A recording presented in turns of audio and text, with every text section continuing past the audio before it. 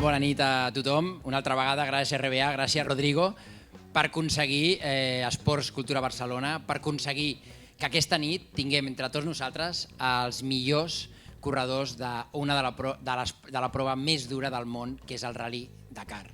Laia, com vas començar? Com has arribat fins aquí? Explica'ns una miqueta quins han sigut els teus començaments. Vaig començar com la majoria, per tradició familiar. El meu pare anava en moto, és un apassionat també dels cotxes, de les motos, i és una mica el que veia a casa. Veia marxar el cap de setmana el meu germà gran i el meu pare i em feien molta enveja, i fins que des dels 2-3 anyets el meu pare em posava el dipòsit de la moto i vaig aprendre a donar gas, i als 4 ja vaig agafar la moto del meu germà i vaig començar a anar-hi sola. I tu, Marc, somiaves amb ser campió algun dia? Poguent els 4 anys, poguent els 4 anys. No, ni els 4 ni els 14, no. És un procés que vas evolucionant, no? A mesura que et vas fent gran, i hi ha un moment que sí que et fas el plantejament que la teva passió, el teu hobby es pot convertir en la teva feina, no? I aquí és on realment hi ha un canvi de visió de les coses, no? Però mai em hagués imaginat, jo ho dic, ni amb els millors dels meus somnis em hagués pensat arribar on estic, no? D'aquest últim Dakar, que ha sigut la 36 edició, en portem 29 a l'Àfrica i 7 anys a l'Amèrica Latina. Parlant del rally, s'ha parlat molt a la televisió, quina carrera ha sigut més dura, ha sigut més al Dakar, la carrera que es corria a Àfrica o a Sud-amèrica.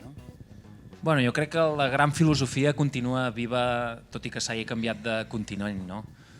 El Dakar continua sent la carrera més dura del món, continuen sent al voltant d'uns 15 dies, uns 10.000 quilòmetres a recórrer. Tot això, que és el que porta la filosofia Dakar, continua viva. Si mirem enrere ara, el 2008, quan es va cancel·lar el Dakar per amenaça terrorista, jo crec que ningú de nosaltres érem conscients que realment aquesta amenaça hi era. I la veritat és que amb el pas del temps això s'ha vist que era així. I per desgràcia la situació d'Àfrica del 2008 cap aquí jo crec que ha empitjorat, i ara costa imaginar un Dakar fora de Sud-amèrica. I com viuen les famílies, Laia? Com ho viuen a casa teva? Fatal. Els dies del Dakar pateixen molt, perquè a més jo vinc d'un esport que és el trial, que és molt...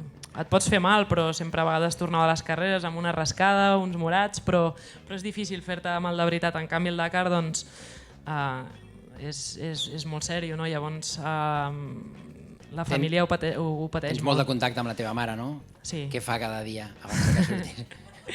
El famós missatge de sort i seny, que més no el reenvia, sinó que l'escriu cada dia perquè tingui efecte realment. I sí, cada matí m'envia això, i després sempre quan acabo l'etapa el primer que faig és dir-los que estic bé. El Dakar és una prova que et requereix molta concentració, no pots baixar la guàrdia en qualsevol moment. El petit moment que et relaxes, et pot venir l'errada de qualsevol lloc, has de destinar tota l'energia que tens a preparar l'etapa del dia següent, a intentar anticipar-te una mica tot el material que pots necessitar en qualsevol moment. Penseu que aquest any hem tingut etapes de 52 graus a menys 10. Tot això significa que a nivell logístic i de tot el material que tinguis és molt complicat. Llavors, quan estàs davant de la cursa, això implica que té un desgast important.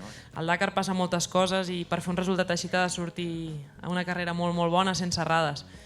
Crec que encara tinc recorregut per millorar com a pilot, però per millorar el resultat no serà fàcil, perquè t'ha de sortir tot molt bé. O sigui que tenim Laia per rato amb motos. Espero que sí. Molt bé. Intentar guanyar un 6è Dakar, que és un repte molt maco que tinc per endavant, serà molt difícil perquè bueno, els anys van passant, els joves cada vegada apreten més, els equips van aprenent i cada vegada és més difícil, però bé, content i orgullós, no?, de poder afrontar aquest repte.